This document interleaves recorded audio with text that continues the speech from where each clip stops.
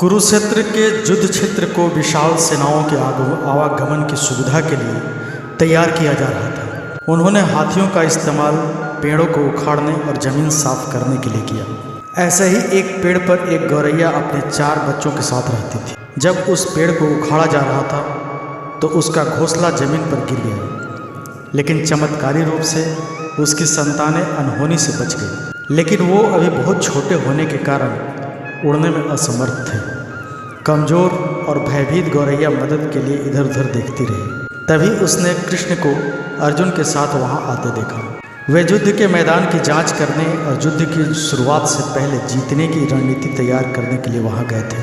उसने कृष्ण के रथ तक पहुंचने के लिए अपने छोटे पंख फड़फड़ाए और किसी प्रकार श्री कृष्ण के पास पहुंचे। हे कृष्ण, कृपया मेरे बच्चों को बचाएं, क्योंकि लड़ाई शुरू होने पर कल उन्हें कुचल दिया जाएगा। सर्वव्यापी भगवान बोले, मैं तुम्हारी बात सुन रहा हूँ, लेकिन मैं प्रकृति के कानून में हस्तक्षेप नहीं कर सकता। गौरैया ने कहा, हे भगवान, मैं जानती हूँ कि आप मेरे उद्धार करता हैं। मैं अपने बच्चों के भाग्य को आपके हाथों में सौंपती हूँ। अब यह आपके ऊपर है कि आप उन्हें मारते हैं या उन्हें बचाते हैं। काल चक्र पर किसी का वश नहीं। श्री कृष्ण ने एक साधारण व्यक्ति की तरह उससे बात की, जिसका आशय था कि वहाँ ऐसा कुछ भी नहीं था जिसके बारे में वो कुछ भी कर सकते थे। गौरैया ने विश्वास और श्रद्धा के साथ कहा, प्रभु, आप कैसे और क्या करते हैं वो मैं नहीं जान सकती। आप स्वयं काल के नियंता हैं, यह मुझे पता है। मैं सारी स्थिति और परिस्थिति एवं स्वयं को परिवार सहित आपको समर्पण करती हूँ। गौरैया और उस श्री कृष्ण के संवाद से अनभिज्ञ अर्जुन गौरैया को दूर भगाने की कोशिश करते हैं।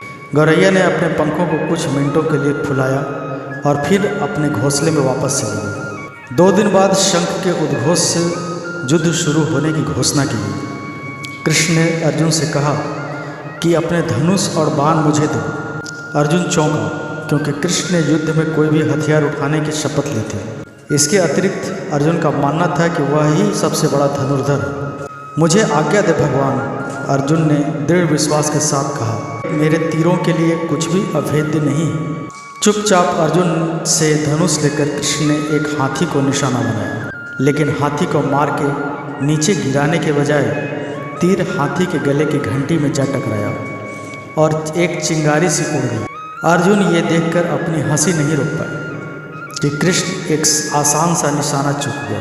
क्या मैं प्रयास करूं? उसने स्वयं को प्रस्तुत किया। उसकी प्रतिक्रिया को नज़रअंदाज करते हुए कृष्ण ने उन्हें धनुष वापस दिया और कहा, कोई और कार्रवाई करने की आवश्यकता नहीं। लेकिन केशव, आपने हाथी को क्यों तीर मारा? अर्जुन ने पूछा। क्योंकि इस हाथी ने उस गौरैया के आश्रय को और उसके घोंसले को, जो कि एक पेड़ पर था, उसको गिरा दिया था। छोटी सी गौरैया? अर्जुन ने पूछा। इसके अतिरिक्त हाथी तो अभी स्वस्थ और जीवित है, केवल घंटी ही टूटकर गिरी है। अर्जुन के सवालों को खारिज करते हुए कृष्ण ने उसे शंख फूंकने का निर्देश दिया। युद्ध शुरू हुआ। अगले 18 दिनों में कई जानें चली गई। अंत में पांडवों की जीत हुई। एक बार फिर कृष्ण अर्जुन को अपने साथ सुदूर क्षेत्र में भ्रमण करने के लिए ले गए। कई शव अभी भी वहाँ हैं जो उनके अंतिम संस्कार का इंतजार कर रहे हैं। जंग का मैदान गंभीर अंगों और सिर बेजान सीढ़ियों और हाथियों से अटा पड़ा है। कृष्ण एक निश्चित स्थान पर रुके और एक घंटी जो कि हाथी पर बांधी जाती थी, उसे देखकर विचार करने लगे। अर्जुन, उन्होंने कहा, क्या आप मेरे लिए यह घंटी उठाएंगे और इसे एक तरफ रख देंगे? निर्देश बिल्कुल सरल था, परंतु अर्जुन के समझ में नहीं आया। आखिरकार विशाल मैदान में जहाँ बहुत सी अन्य चीज़ों को साफ करने की आवश्यकता थी, कृष्ण उसे धातु के एक टुकड़े को रास्ते से हटाने के लिए क्यों कहेंगे? उसने प्रश्नवाचक दृष्टि से उनकी ओर देखा। हाँ, यह घंटी, कृष्ण ने दोहराया, यह वही घंटी है जो हाथी की गर्दन पर पड़ी थी, जिस पर मैंने तीर मारा था। अर्जुन बिना किसी और सवाल के भारी घंटी उठाने के लिए नीचे झुका।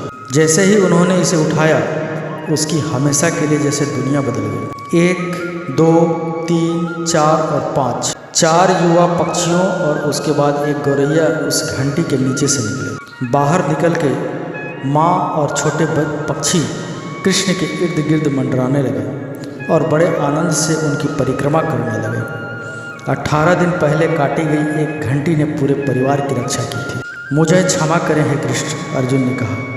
आपको मानव शरीर में देखकर और सामान्य मनुष्यों की तरह व्यवहार करते हुए देखकर मैं भूल गया था कि आप वास्तव में कौन हैं। तो मित्रों, हमारा ये कहानी आपको कैसा लगा कमेंट करके ज़रूर बताएं। वीडियो को लाइक कर दें, चैनल को सब्सक्राइब कर दें, साथ ही बेल आइकन दबाना ना भूलें ताकि हमारे वीडियो संबंधी नोटिफिकेशन आपको हमेशा मिलती रहे। धन्यवाद।